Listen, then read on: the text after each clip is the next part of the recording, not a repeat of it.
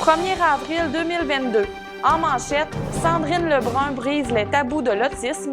Secondaire en spectacle, 3 élèves passent au niveau suivant. Mission accomplie pour le tournoi de hockey M9.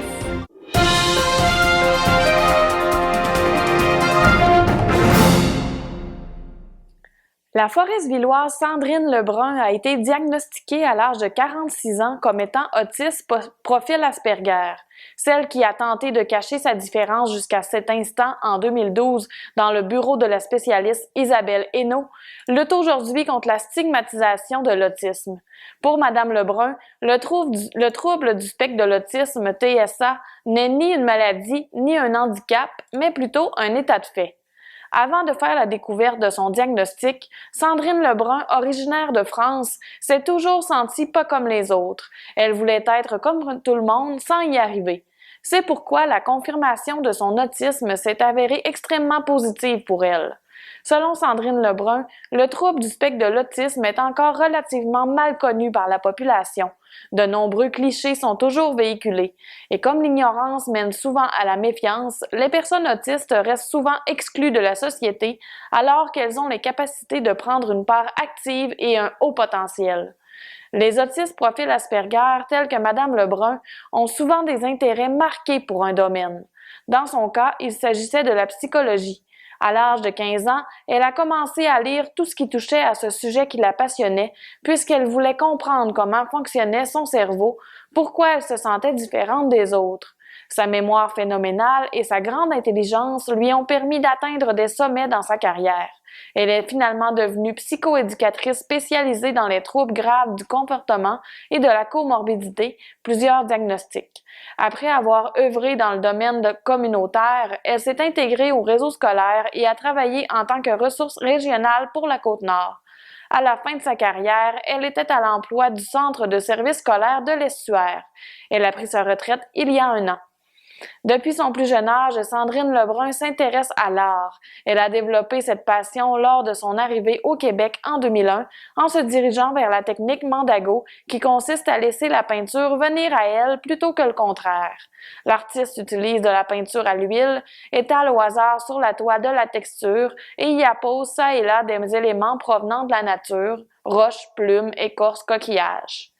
La toile ainsi préparée reste ensuite accrochée au mur en l'état jusqu'à ce qu'elle voie une forme se dégager. Cette forme lui inspire une couleur qui va entraîner un mouvement, un rythme. La réalisation d'une toile peut lui demander entre 20 heures et 60 heures de travail au total. Sa carrière lui demandant beaucoup de temps et d'énergie, elle réussissait à peindre environ 2 œuvres annuellement. En 2021, lors de sa première année de retraite, elle en a peint 8. Comme elle n'aime pas être envahie dans son espace, la peintre n'invite pas les admirateurs d'art dans son atelier.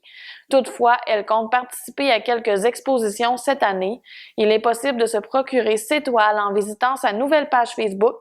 La MRC de la Haute-Côte-Nord a d'ailleurs fait l'acquisition de 2 de ses œuvres. De plus, Madame Lebrun fait partie du mouvement Haut Créatif qui regroupe une trentaine d'artistes autistes du Haut-Québec. Elle se rend en vedette dans un article de la revue culturelle Air Magazine dans le cadre du mois de l'autisme en avril. Elle participe aussi à la revue Autrement pour laquelle elle écrit des textes à l'occasion. Dans le cadre du mois de la nutrition qui a eu lieu en mars, la chef propriétaire du service de traiteur Citron Basilic de Forestville, Cynthia Otis Tremblay, s'est alliée de partenaires afin d'offrir un dîner nutritif aux élèves et membres du personnel de l'école Saint-Luc le 25 mars. Un total de 262 assiettes comprenant une brochette de poulet, des carottes, une patate au four et de la sauce au poivre ont été servies. La chef propriétaire a reçu l'aide de bénévoles du Club Lion de Longrive, Portneuf-sur-Mer, Forestville et Colombier et du Journal Haute-Côte-Nord qui ont aussi commandité l'activité, tout comme les épiciers Marché Tradition et Provigo de Forestville. La directrice de l'école Saint-Luc, Karine Rodrigue, n'a pas pu refuser la proposition de la chef traiteur. Les enfants et le personnel scolaire ont donc conclu la semaine dernière le ventre bien rempli de nourriture saine. Notons que cette année, il s'agissait du 40e mois anniversaire de la nutrition. La thématique proposée était « Les ingrédients d'un avenir plus sain ». Monsieur Louison Desbiens de Forestville a bénéficié des soins de la Vallée des Roseaux pour ses derniers moments de vie le 16 juillet dernier. Mais avant de fermer les yeux pour toujours, il a vu son dernier souhait être exaucé. Au cours de ces 2 dernières années, la pandémie de COVID-19 a durement touché chacun de nous de façon distincte. Chaque petit geste a fait la différence selon la fille de Monsieur Desbiens, Annick, qui est reconnaissante de la bonté des gens qui ont réalisé la demande de son père. 2 ambulanciers, Jean-François Forêt et Francis Pinard, ainsi que la travailleuse sociale Luce Harvey, ont permis à Louison Desbiens de partir en paix grâce à leur dévouement. Le septuagénaire avait comme souhait de venir admirer le jardin une dernière fois, ce qui a été rendu possible grâce à ces personnes formidables, raconte Annick Desbiens, encore émue par ce geste qui n'a pas de prix aux yeux de sa famille. Après avoir vu son vœu être accompli, M. Desbiens n'a pas voulu passer cette action sous silence. Il a donc demandé à sa fille de publier ce cadeau qu'il a reçu pour remercier ceux qu'il qualifie de ses héros. Mieux vaut tard que jamais, affirme Annick Desbiens, qui tenait à accomplir cette demande. Cette dernière remercie également toute l'équipe des soins à domicile qui a permis à son père de rester à la maison jusqu'à la fin. Louison Desbiens est décédé le 24 juillet à la Vallée des Roseaux, à l'âge de 74 ans. Il était originaire de Saint-Marc-de-la-Tour et il était le père de 2 enfants ainsi que le grand-père de 4 petits-enfants. La salle de spectacle Jean-Marc Dion de Sept-Îles accueillait les artistes de la finale régionale de secondaire en spectacle les 25 et 26 mars. Parmi eux, 3 élèves de la Polyvalente des Rivières de Forestville ont remporté un prix. L'enjeu principal de l'événement était bien sûr d'obtenir une des 6 places disponibles pour le rendez-vous pan-québécois 2022 et de pouvoir se produire sur la scène provinciale. La grande gagnante qui décroche la première position est Laurence Bacon-Morissette de l'école secondaire Serge Bouchard de Bécomo avec sa pièce Première arrivée. Les élèves de la Polyvalente des Rivières, Myriam Tremblay-Thériault, Ariane Petitpas et Nicolas Perron, ont quant à eux mis la main sur les 4e, 5e et 6e positions. Leurs performances ont ébloui les juges ainsi que leur enseignante en art dramatique, Brigitte Savard, qui les a guidés dans cette aventure. Le rendez-vous pan-québécois se tiendra à Matane le 28 mai.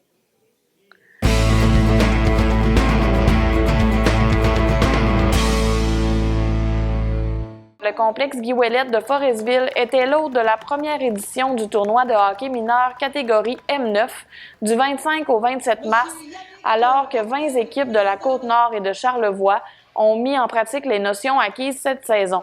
Malgré la température peu clémente du vendredi, l'aréna foresvillois a vu ses gradins se remplir tout au long de la fin de semaine.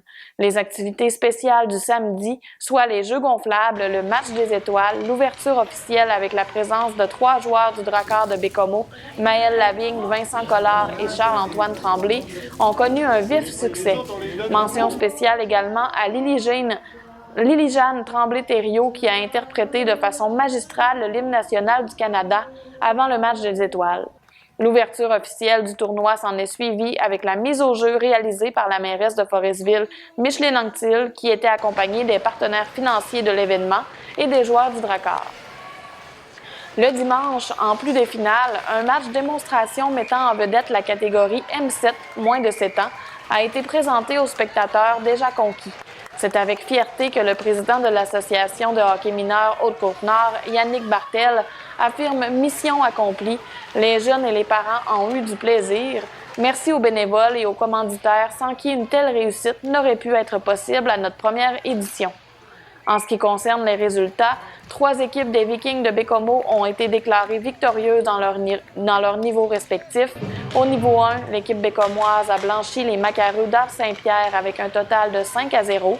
Au niveau 2, les joueurs de Bécomo ont réussi à marquer 3 fois comparativement à 1 fois pour les Blackhawks de Sept-Îles. Finalement, au niveau 3, les Vikings 3A ont dû affronter leurs confrères, soit les Vikings 3C, et ont remporté avec une marque finale de 4-3. Du côté des Prédateurs, ils ont pris le 3e rang du classement dans le niveau 2 et ils ont atteint les 7e et 9e positions dans le niveau 3. Les 10 représentantes du club de gymnastique L'Envol de Forestville ont ramené 10 médailles et 24 rubans à l'issue de la 2e compétition régionale tenue le 19 mars au stade Médard Soucy de Bécomo. En compétition avec les clubs de Baie-Comeau et Sept-Îles, les gymnastes ont offert de belles performances. En R4, 9-10 ans et 11-12 ans, Mia Pellerin s'est hissée au 3e rang du classement au total des appareils.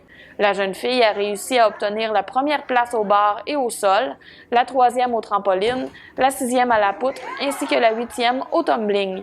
Rosalie Desbiens s'est également illustrée en terminant au 5e rang dans cette même catégorie. Elle a mis la main sur l'argent au trampoline, en plus de cumuler les 4e positions au saut de cheval, à la poutre, au sol, ainsi que la 8e place au bar. L'athlète Mélodie Bouchard, quant à elle, s'est démarquée au tumbling alors qu'elle a pris la tête du classement.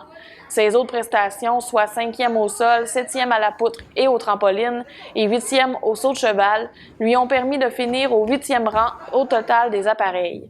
La jeune Eva Léonard, tout juste âgée de 8 ans, a impressionné les juges au sol et au tumbling, se méritant ainsi 2 rubans pour les 8e et 6e places. Elle s'est donc glissée au 11e rang du classement. Du côté de Zoé Murray et Madison Charrette, elles n'ont pas monté sur le podium, mais ont tout de même offert de belles prestations. En R4, 13, 14 ans et 15 ans et plus, la gymnaste du club L'Envol, Sarah Dufour, a obtenu 2 rubans, soit les 5e et 6e places à la poutre et au sol. Dans la catégorie R5, 13, 14 ans et 15 ans et plus, 3 gymnastes représentaient le club Forestvilleois. Les jumelles Emma et Camille Tremblay de Forestville ont obtenu les 5e et 6e positions au total des appareils sur un total de 11 compétitrices. Emma a enfilé la médaille d'argent à la poutre tout en mettant la main sur les rubans de 4e position au bar et de 6e rang au saut de cheval. Quant à Camille, elle s'est munie de 2 médailles, l'argent au trampoline et le bronze au sol. Il faut compter également 3 rubans à sa récolte, soit les 6e places au saut de cheval, à la poutre et au tumbling. Toujours dans cette même catégorie, Kellyanne Tremblay s'est mérité l'or au trampoline et la 5e position au tumbling. La gymnaste a terminé au 8e rang au saut de cheval et au bar, ce qui lui a valu la 8e position du classement. Cette 2e compétition régionale a permis de classer 9 gymnastes du club de gymnastique L'Envol pour le championnat provincial qui aura lieu du 20 au 22 mai à Rivière-du-Loup. De plus, les 9 et 10 avril prochains, une invitation Côte-Nord sera organisée à Baie-Comeau. Les 2 dernières années de pandémie ont apporté leur lot d'effets néfastes. Pour la fondatrice du club de gymnastique L'Envol de Forestville, Nancy Terrien, la motivation des jeunes sportifs en a pris un coup, causant ainsi un nombre d'abandons et de décrochages sportifs dans tous les clubs de gymnastique. Il nous est extrêmement difficile de maintenir nos athlètes motivés sur le plan sportif. Nous, entraîneuses, ne savons plus quoi inventer afin de garder nos jeunes dans le sport, a-t-elle mentionné sur sa page Facebook après la compétition régionale tenue à Baie-Comeau. Madame Terrien illustre qu'au lieu de 120 gymnastes participantes régionalement, ce sont seulement 49 athlètes qui ont décidé de ne pas baisser les bras, de persévérer et de continuer à se battre pour leur sport. Du côté du réseau du sport étudiant du Québec, RSEQ Côte-Nord, le directeur général Éric Boucher ne sent pas cette vague de décrochage sportif. Au contraire, avec l'assouplissement des mesures sanitaires, les jeunes avaient hâte de revenir sur les plateaux sportifs selon lui. Toutefois, il a pu constater une diminution de la motivation académique des étudiants athlètes qui ont été privés d'activités sportives pendant une longue période. Autre constat, les jeunes veulent tout faire. Selon le directeur général, la pause pandémique a fait en sorte que les étudiants veulent faire du sport plus participatif que compétitif. Donc, est-ce que les athlètes qui ont décroché de leur sport ont vraiment abandonné l'activité physique ou ils ont seulement changé de discipline? De l'avis d'Éric Boucher, un faible pourcentage de décrochage sportif causé par la pandémie est certainement possible. Pour les autres, le constat est que nous avons ici au RSEQ Côte-Nord, c'est que le sport scolaire a manqué aux étudiants.